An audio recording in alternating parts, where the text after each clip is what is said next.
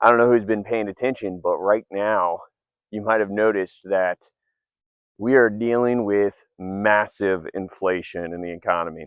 I almost feel a little bit gross talking about this because it's such a obvious thing right now. Everyone's talking about it, but it is gonna get worse. It is getting worse, and all the signs are just now confirming that we're about to go through massive amounts of inflation. Now, this one, I like to mix up some of my topics, talking about more like, motivation, spiritual stuff, etc., right? And then mix it in with what's real. And right now, what's real is the economy. That's the thing that everyone's focusing on. People throughout history have always struggled economically. You go back to the Romans, people were complaining about rent then, and they are now too. But right now is a little bit more of, well, a crazy time.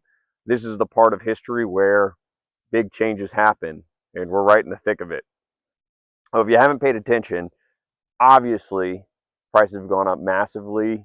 The cost of eggs, I mean, right now they're like three something bucks. I mean, you've homes, they're up $400,000 for a house for someone to live in. That's 7 times the amount of income people make in a year. Median income right now, they're saying it's in the 60s. Some people are claiming it's more in the 80s for median. I mean, you're talking about that's usually a split household, though, a wife and a husband trying to make that type of money in order to be able to afford just living. 100 years ago, 50 years ago, it would have been just a single income earner. And now the real big news that's going on right now as we speak is things like commodities, gold, silver, platinum, very rare earths, and financial metals are skyrocketing. Now, this, you might say, so what? It's just a metal. It's just some silly thing. That's not money anymore. You don't realize what's going on. This is a big deal. Silver topped out on the weekend closing at $79 and some change. This is a historic high, and it's not only a historic high for inflation adjusted numbers. This is testing back to the 80s high for silver. What does this mean? Maybe you don't know. Silver and gold historically have been money. It's, only for the last, since 1971, when Nixon took us off the gold standard, has it become something that's just an investment vehicle or for industrial use, etc. Not commonly is a country solely a fiat system. And when I say fiat system, I mean a paper currency system. Um, a fiat system, paper currency, it's kind of like backing the economy by an accounting system of just keeping track of numbers on ledgers. That's what we've been going through for the last, since 1970. You could argue it started back in 1913 when the Federal Reserve became in charge of our financial system in the United States. And the real point, I don't want to get too deep into the woods, is that this signal of gold and silver reaching all-time highs is a vote of no confidence in the currency systems. This is a big deal. Why is this a big deal? These markets are trillion-dollar markets. The gold market, silver market. Gold, I believe, is about 22 trillion. I could be wrong on that one, or it might be gold and silver combined. But anyway, who's buying it? Well, this is what's really interesting is right now, China in Shanghai is outbidding what's called a spot price. Spot price is the cost of a precious metal as it's bid for physical, not for a paper contract. This means that the banks and the people who are buying these metals for industrial uses, gold, silver, platinum, etc., are used largely in electronics and medical processes, etc. And you have to have them. They are a requirement. You cannot make thousands of different types of technology and products without them. And these people, they see the writing on the wall and they're stockpiling. They're stockpiling because they're seeing higher prices. Now, why are they seeing higher prices? That's a big deal. The reason, and one of the big reasons, is something just happened in the financial markets a couple weeks ago, and that was the Federal Reserve are now doing quantitative easing again. Now they're saying they're not doing quantitative easing because it's a technicality, but they are. Basically, the US federal government, if you're not up to date, is now printing money again. And they're not just lowering interest rates, they are buying government debt. Buying this government debt is a big deal because it provides liquidity to banks and to the economy as a whole where it matters. What does this mean? You're like, okay, that's all nice. Inflation is going to increase. It's going to keep going up. It has to keep going up. And that means the prices of the things that you're going to consume are going to continue raising. And this is not good for the average Joe Schmo. If you're someone who has a high net worth or, has a lot of wealth, typically you're not storing that in cash, you're storing it in assets. And you welcome this inflation. You're okay with it. It's not going to bother you. It actually makes you numerically richer. So, all this being said, we're getting to a real inflection point where the average person is just simply not going to be able to survive on their own or afford things. And it seems as if the government is giving lip service that they're going to try and do things, get more manufacturing back in the US, etc. But that all takes time, even if they do it. It's going to be years before factories are reestablished, manufacturing comes back in any meaningful way. And up until that point, when it does come back, they just have to keep printing money. Now, why is this? This is the big elephant in the room, and it's that our federal debts, our United States federal debts, are over $32 trillion, and our interest payments on those debts, I mean, they're up. They're up to where it's more in interest payments than in military spending, right? So you may be like seeing all this and saying, yeah, I already know all this, Justin. I'm pretty financially wise. You may have no idea about it. And here's what's important is there's stuff that we need to do about it. And that is you have to learn to be able how to make money and how to keep money in an inflating system, right? Now, I'm not trying to give anyone financial advice. I can tell you what I'm doing. And that is you have to be able to raise the amount of money you make on an hourly basis and annual basis constantly. This is if you don't have any assets, if you don't have anything that is investable, then you have to figure out how to be able to constantly and continually to be able to raise how much money you make in a quick way. Now, here's the problem. If you're employed, that is going to be the hardest way possible to keep up with inflation because the problem is your boss is not going to give you raises fast enough. It's just not going to happen. He has his own debts, she has her own debts that they have to pay for the businesses, and they're not necessarily in touch with how much these prices are hurting everyone. Now, you can try and negotiate with them to get them to give you higher wages, but are they going to keep up with the prices of things? Probably not. So the easiest, simplest thing is start your own business, right? I have my own business. I do a large variety of things in the construction world, and it allows me to keep raising my prices. Just in the last 3 years, I've nearly increased my prices 100%.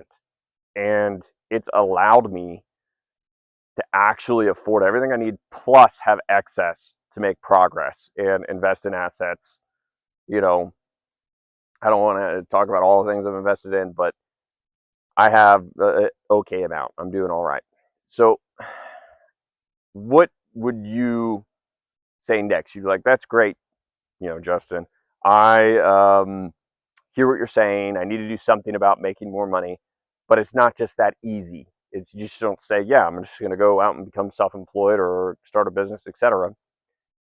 Here's what you have to do. You have to start with, let's say you have a job, and this is what I did. I started out, I was in the military, and I had some free time on the weekends. I had, every now and then I would get holiday weekends where I'd have like 4 days off on a weekend for, let's say, Memorial Day weekend. You know, you get off Friday, Saturday, Sunday, and then Monday or something, or whatever. You have to take that time and you have to say, I am not going to go out and hang out with friends, get drunk, spend my time doing whatever, fooling around. You have to say, I'm going to work instead. And I am going to do something to start making money. And it could be anything. Take what it is that you do. For example, right now, you're an accountant, you're a plumber, you, I don't know, work in a warehouse, something, and figure out how that applies to actually starting your own little side business, side hustle type thing. And you do that on the weekends, and then you end up setting aside some money so that you can pay down debt, start making your own small investments, and then work your way towards, when you have built up enough savings, something like 6 months, starting your own business, right? This is the key. And this is, I've heard people say before, well, not everyone can just start a business. If everyone starts a business, then there won't be anything for me to do, because, you know, someone has to work for an employer somewhere and to make those businesses run. And if everyone just tries to, you know, start their own small business, then there'll be too much competition. That could not be further from the truth, and here's why.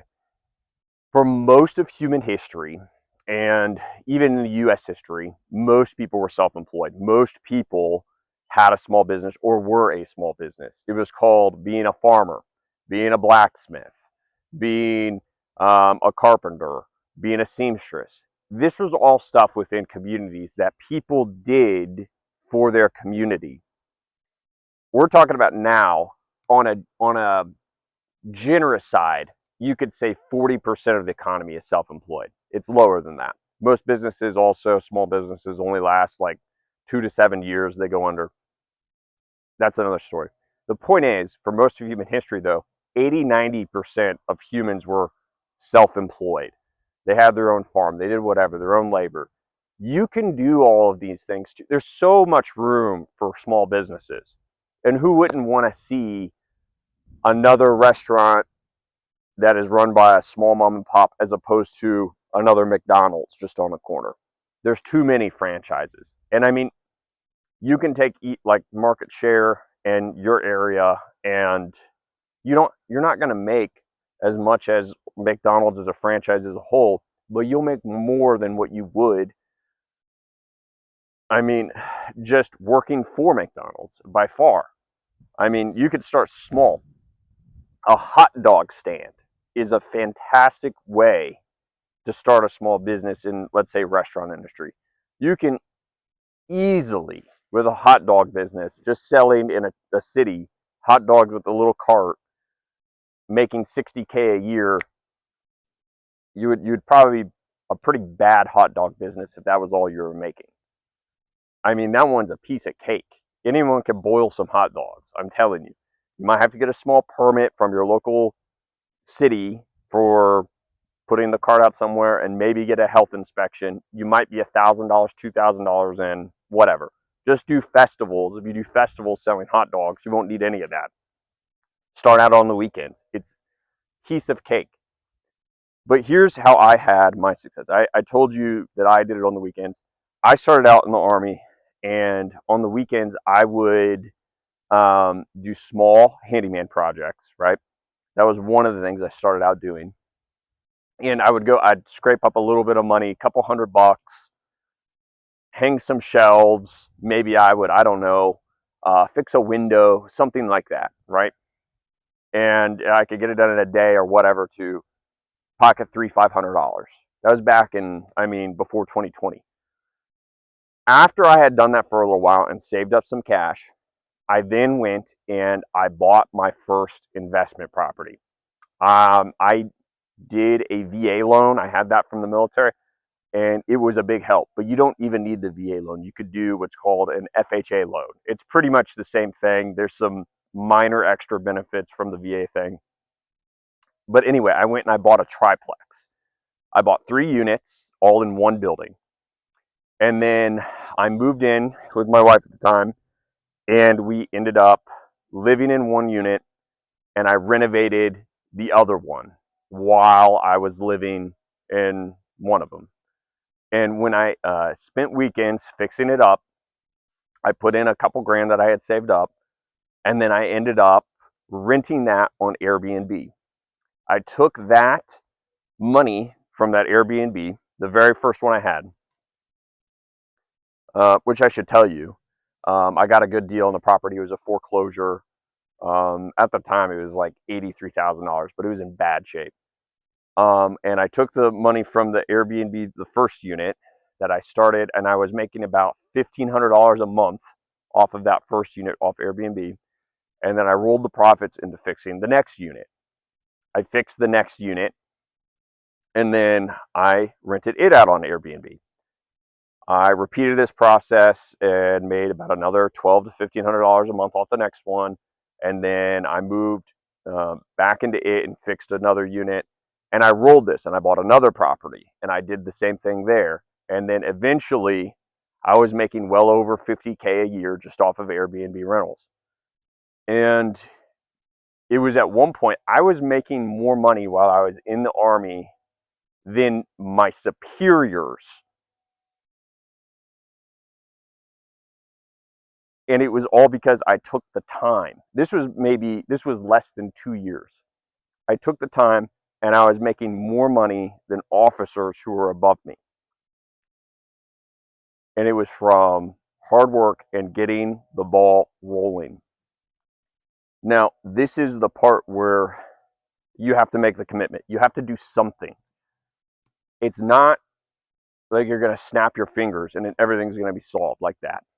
But you have to put in the effort, put in the time, take the skills you know you have and use them. It could be for so many things. And this is how you'll be able to keep up with this inflation, which I'm telling you is coming. Trump alone, he just said that he's going to do another, stimulus dividend from the tariffs, which is a whole nother story. That's not really new money. But the point is, when we're in this system, you've got to take the effort and you have to do what you have to do to get ahead. And I'm telling you, this is the easiest time in history to do it. You got to, pull yourself up by your bootstraps, as they say, and make it happen. I know it seems hard, but trust me, there have been times in history past where you would work 6 days a week, 12 hours a day, farming land and working hard just to get food on the table and have shelter. And that was most of human history. Your ancestors all did it. You have it in your DNA. You can do it too. And this is also when we become more, spiritually elevated. When you go through these hardships, when you actually apply yourself, you will become more rounded as a person. You'll become a better person when you take on these struggles, because they'll shape you. And you will be able to appreciate life better. You'll feel good about yourself. It's much better than getting a handout, and you'll be able to later turn around and help other people. I do free little projects for people all the time because I can, and I help them. And I'm glad that I can do it and make whatever community I'm living in better. So if you want, hey, more advice on this stuff, I'm happy to give you guys any. Just let me know. But other than that, that's the video for today. Thank you guys. Have a good one.